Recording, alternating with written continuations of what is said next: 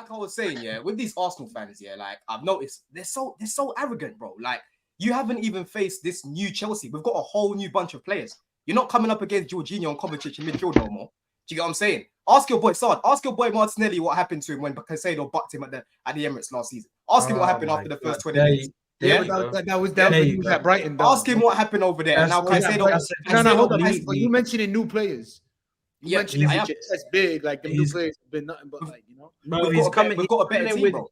So wait, Don, you're coming in with chest about Caicedo when, respectfully, when he's coming to your team, all I've seen him do is give away penalties, make bad decisions in the midfield. So please, if we're going to talk about Caicedo, let's not talk about him in the Chelsea. What game was that? Completely different system. It's a completely different system. Sard, have you? His first game he gave away a penalty. Please, let's not. No, let me land my point, bro. I've let you talk. Let me land my point, bro. You're talking about Caicedo when he first came to the club. Yeah, that game he should have never played against West Ham. And like I don't know who it was that one of you guys mentioned it about Caicedo not having a preseason. When he came in, yeah, you could see that the guy wasn't fully fit. Do you get it? And you could see that he was trying to get used to the team, and he just wasn't. He wasn't cohesive within that unit, bro. The past 3-4 games, I'm seeing the Caicedo that I was seeing at Brighton. Do you get it? You're not going to see the Caicedo that you saw against West Ham. Caicedo is now here. Do you get it? Enzo and Caicedo building a little bit of relationship. That's crazy. Enzo and Caicedo now building a little bit of relationship. Y'all remember this, right? Caicedo is now here. Caicedo is now here. I'm letting you know he's now here. It's not the Caicedo that was playing against West Ham. That Caicedo was poor. You're basing this off 2 games against Burnley. Fulham and Burnley. I'm not basing it off of 2 games. I'm basing it off of the whole season so far. Like gradually, every single game has gotten better. Okay, so the whole season so far: West Ham awful, Forest awful. Aston Villa awful. He wasn't awful against Forest. He made a mistake. He wasn't awful that game. This is what I'm saying. You've actually got to watch the games, Tom. You don't watch our games either. Do you get it? Because you thought Sterling was good for us. Sterling's only been good in selected games this season. No, Sterling's been good in 3 games this season, bro. Overall, he hasn't been that good. Mudrik's been better than in the past few games that he started for us. Nah, Mudrik's been only good. If Mudrik's only been good the past 2 games. Nah, Mudrik's been good the past. I'd probably say did Mudryk even play the last game? He came in against Bournemouth. Yeah, guys, I want to interject for a minute because obviously Patty said that you guys have been crap. You've said quite a bit. Patty was going to wait for you to go and want to kind of rebuttal you. What do you want to say back to Don? Yeah, I think Don's making too many excuses and he's saying, "Oh, this game, that game, half of this game, half of this game." I'm looking at you from a whole season standpoint. Pochettino playing players in the wrong position. Pochettino having no plan B.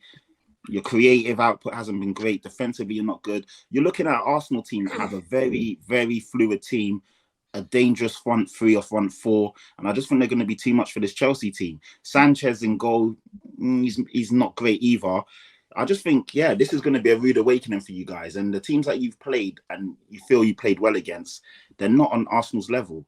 And if Arsenal click on Saturday, yeah, it's going to be a long day for you. Yeah, but I don't get why everyone's talking like this is the ferocious Arsenal that we were seeing last season. Do you get it? I know I'm saying a little bit. They're still not a good team, no? They're like they are a good team, and I'm respecting them. I don't think it's going to be an easy game. I think it's going to be a tight game. But what it is, I feel like Arsenal fans aren't respecting Chelsea this season because of how poor we've been in the past 18 months. Do you get what I'm saying? We've picked up the past 3 games. I've literally been on here. Do you feel you've been good this season? Let's call it a spade. Overall, we could have been better. That's down to personnel and it's down to the in-game management and the tactics that Poch is going with. Yeah, bro, you've literally heard me criticizing Poch for playing Ben Chilwell at left wing. Are you ever gonna score goals, right? And have an attacking threat if you're playing 2 attackers? But now he's gone away from that, bro. He's gone away from that. Question: Is Colwell gonna play as a left back? He probably will. And I don't like that's problems. That's problems for you lot then, because the front 3 of Arsenal are really good, and you can't be playing players out of position against a good, fluid front 3 that Arsenal have. That's a big problem. Yeah, it is to be honest. And I'll be real with you. Like, if I had to pick one of the Arsenal attackers to be attacking Colwell, I'd rather Saka than Martinelli. I think Martinelli is more dangerous on that side. Do you get what I'm saying? Apparently, Disasi might not be. I think Disasi might not be fit for that game. So you might actually see Levi play at left centre back, and then Cucurella play at left back. So we might actually see Levi play in his natural position. Do you get what I'm saying? But for me, I think it's going to be a good game, man. I think this game is going to be decided on who can actually take their chances, because we're actually creating chances now, and we're creating better chances. It's no surprise now that Palmer's created 3 chances already for Jackson. And look how Jackson was looking at the beginning of the season.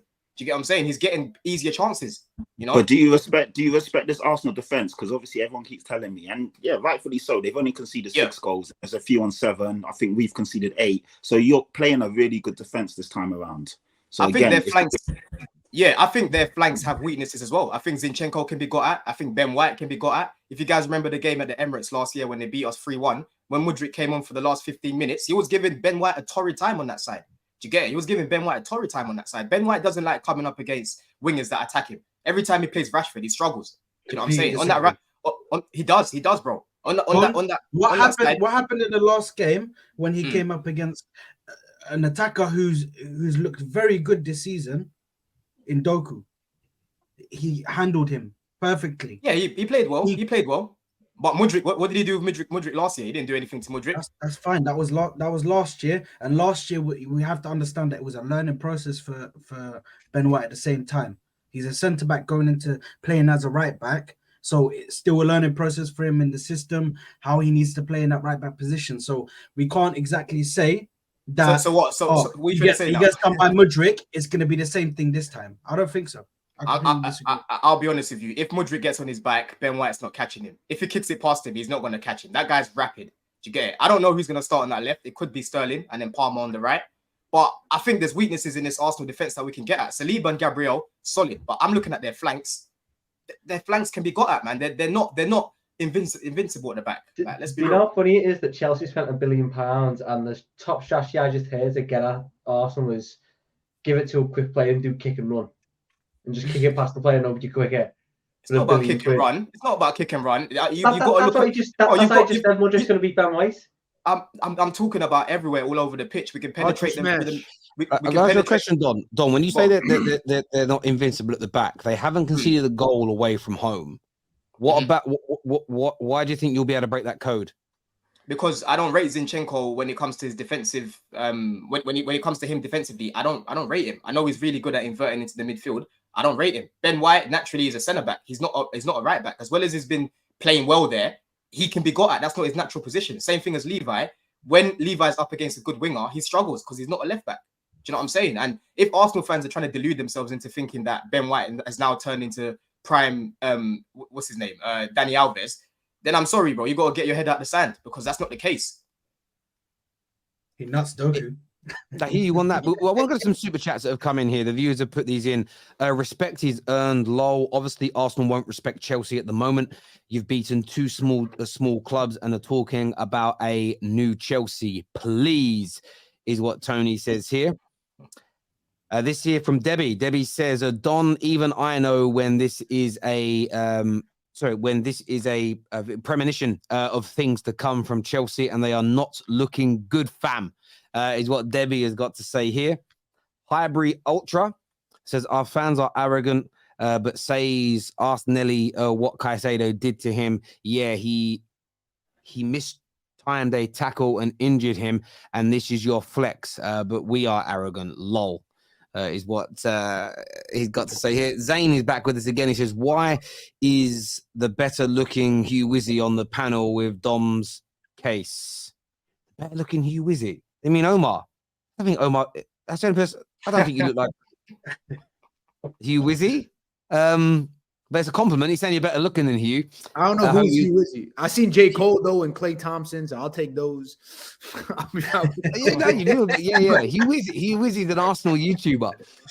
Don just learned from Terry and send a recorded video. Arsenal fans teasing the football gods. Is what's been said there. Jay says saying Arsenal fans are arrogant while I've seen 12 plus combined 11s from Chelsea fans today, and all of them only have 1 or 2 Arsenal players in is wild. Come on, man. You've got to stop looking at those Chelsea fan pages. They're always going to do that. Like, it is what it is. It's Twitter, isn't it? This here says, yo, Arsenal fans, please, 2 or 3 goals. Don't let us look. Don't give us the kiss of death. Don't think we will be light work for Arsenal at the bridge. I think Arsenal will win 2-1 is what Robert believes. Aya, I said, I don't understand how my fellow Arsenal fans get comfortable on big Premier League games. We need the same. We did the same with Spurs. We haven't done anything yet, guys. Okay, that's completely different because in that Spurs game, if you look at Declan Rice coming off, that was a massive factor to what happened.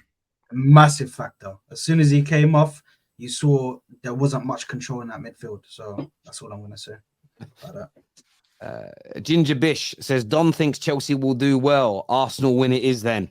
Listen, I think it's going to be a tight game. You get it? I think it will be a tight game. I'm not coming on here with bare chest saying Chelsea are going to win. I think we can win, but I think it'll be a tight game. Mm-hmm.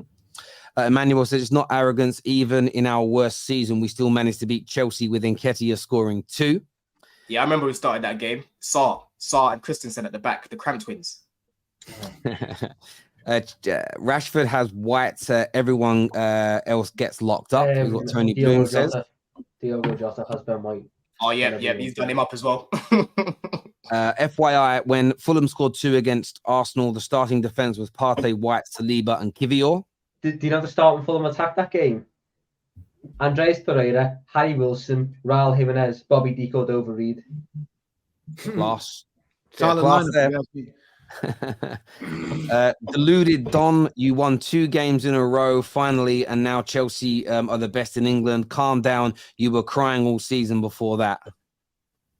Thanks for the super chat, my bro. Anthony here says, come on, man. Arsenal D. Ain't that good.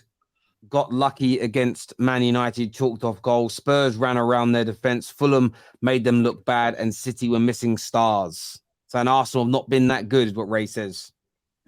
Okay, fair enough. Arsenal's best performance this year, in my opinion, in the league has been against Bournemouth. But everyone should be going to Bournemouth and battering them. We should have battered them. They're crap. Yeah, and that's been their best performance. What was the score in that game? That's when Havertz got that silly penalty, Terry. It was 3-4-0, right? Arsenal won 4-0 and Chelsea 4-0. Oh, no. Yeah, okay, right. Yeah. Bournemouth are rubbish. Stupid penalty. Shad had to fact check. He forgot. This year says Palace, Everton, and Bournemouth are Arsenal's away games. This is an interesting. I've always loved Palace. So, but hold on, because he says that, but he puts Everton in there, which is a very, very difficult game for us. It's always been.